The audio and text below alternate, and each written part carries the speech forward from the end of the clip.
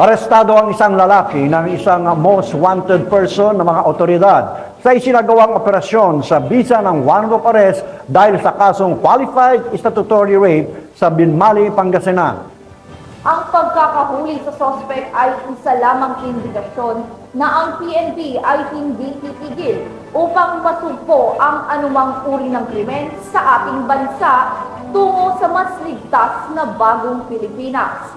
Tinutukan niya ni Patrolman Dennis Carinal. Arestado ng PNP ang isang most wanted person sa kasong paglabag sa qualified statutory rape sa barangay Malindong, Binmali, Pangasinan. Ito lamang Miyerkules, ika-4 ng Disyembre, taong kasalukuyan. Pinilala ni Police Captain Alexander E. Subsopin, Chief of Police ng Binmali Municipal Police Station, ang akusado ni Salias Nori, 41 years old, residente ng barangay Malindong, Binmali, Pangasinan.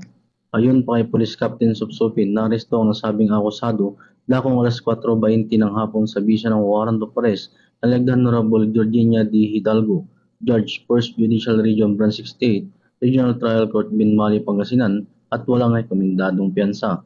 Samantala, nasa kustodiya ng Binmali PNP ang nasabing akusado para sa tamang dokumentasyon at disposisyon. Ang Binmali PNP ay patuloy sa pagsasagawa ng operasyon laban sa mga taong may pananagutan sa batas upang mapanatiling ligtas, tahimik at maayos ang komunidad tugon sa maayos at ligtas na bagong Pilipinas. Mula dito sa Ilocos Region, ako po yung Police News Network Correspondent, Patrolman Dennis Carinal, alagad ng batas, tagataguyod ng Balitang Pulis.